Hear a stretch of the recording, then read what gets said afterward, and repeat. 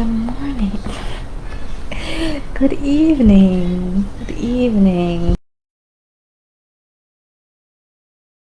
Good evening, you guys. Okay. So, I may have hinted at the fact that I was probably going to be on here tomorrow.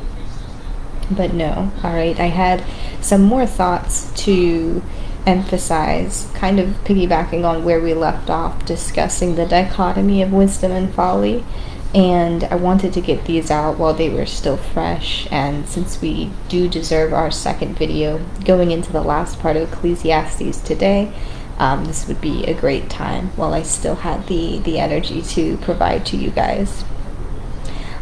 So with that, we were talking about wisdom and folly, the dichotomy between that in the last reading.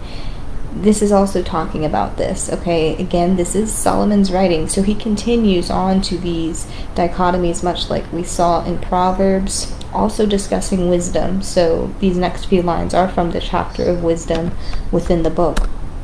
And let's go ahead and discuss, but before we read it, let's go ahead and discuss. I wrote some more notes down just so I wouldn't lose the positive train of thinking that I was having. So when we're thinking about the dichotomy, for an example, we'll just use the wisdom and folly.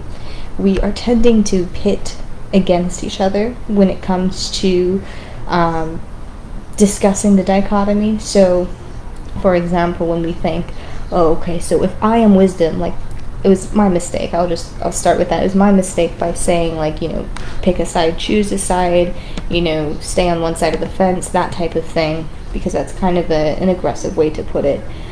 So we were using the mentality of, like, okay, well, if I'm wisdom, they must be folly, whoever they may be. So if I'm the reader, wisdom, then who is they, being folly? Is it my loving and supportive audience? Is it just people who are participating in folly that we do not know and have no example of or anything like that? Or is it the enemy? And so when we're thinking of the enemy, who is the enemy? It's also us, okay, our lower selves, right? When we get into our deep and dark stage, right? That is the enemy. So when we're saying, oh, if I am wisdom, then they are folly, it's not correct. And then the other way around, right? Thinking about it like, oh, well, if I'm folly, right? I'm folly, then they are wisdom, and then your whole internal world crashes apart. And you're the worst person, and you're hated by all and the enemy of all. So instead of thinking about the dichotomies like that, because we've gone over so many, and I wish we could have prefaced this knowledge with Psalms and Proverbs, etc. But this is where it's coming out, and I'm sure we'll run into more as we read through. I'm sure they will come up. So instead of pitting against me versus they, or they versus you, or me, what have you, you think this way: I am wisdom because I overcame folly. Just thinking about yourself, so you're not creating this fictitious enemy, and you're not creating something, trying to put the blame on anybody else either. If I am wisdom, it's because I overcame folly, because I used to be folly, and then I moved into wisdom. Or even on the other side of the fence, to remain even more humble, if I am folly, I am working and reaching towards wisdom. So either way that you think about that, you can't lose. You can't lose. There's no loser. There's no they versus we versus them.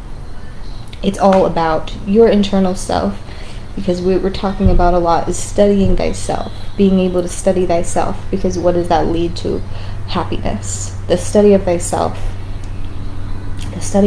is happiness, right? Is leading to happiness. So no losers, and not even yourself can lose in this situation, because you're reaching for wisdom, or you are already in wisdom because you defeated folly. You can use that with any dichotomy. Darling? So, honey? So with this, we're compassionate with others. We're learning to be more compassionate with others. So let's go ahead and read this quote here. It goes really well with the mood. The moon on the one hand, the dawn of the other on the other. The moon is my sister, the dawn is my brother. The moon on my left and the dawn on my right. My brother, good morning. My sister, good night. This is The Early Morning by Hilaire, Belloc. And we're actually in the early evening, but that's okay. We have the moon in here, and it's just starting to peek out wherever it is. We have here Ecclesiastes Part 2. You guys, we're going to start out with chapter 7, and we're going to learn about, we talked about foolishness and folly, and it says here very plainly, extortion turns a wise person into a fool, and a bribe corrupts the heart. Do not be overwicked, and do not be a fool. Why die before your time? Look, says the teacher, this is what I've discovered, adding one thing to another to discover the scheme of things. Since no one knows the future, who can tell someone else what is to come? Then I saw all that God has done. No one can comprehend what goes on under the sun, despite their efforts to search it out. No one can discover its meaning. Even if the wise claim they know, they really cannot comprehend it. Go, eat your food with gladness, and drink your wine with a joyful heart, for God has already approved of what you do. The quiet words of the wise are more to be heeded than the shouts of a ruler of fools. I have seen slaves on horseback, while princes go on foot like slaves. Blessed is the land whose king is of noble birth, and whose princes eat at the proper time, for strength and not for drunkenness. Light is sweet, and it pleases the eyes to see the sun. However many years anyone may live, let them enjoy them all. But let's remember the days of darkness, for there will be many. Everything to come is meaningless, and the dust returns to the ground it came from, and the spirit returns to God, who gave it. Gorgeous, beautiful. I love it. This was a great way to end this book. Like I said, it's one of my favorites because it really does put things into perspective. And I think the homework that I assigned does go really well with this, right? Saying really, as much as somebody will tell you, their experience and what happens, after we die, and, what we can expect and how it's interesting to look forward, no one really knows, because your experience is going to be completely your own. It's going to be completely your own, and the best that we can do is to know thyself and to prepare within ourselves, and remember God, connect to God.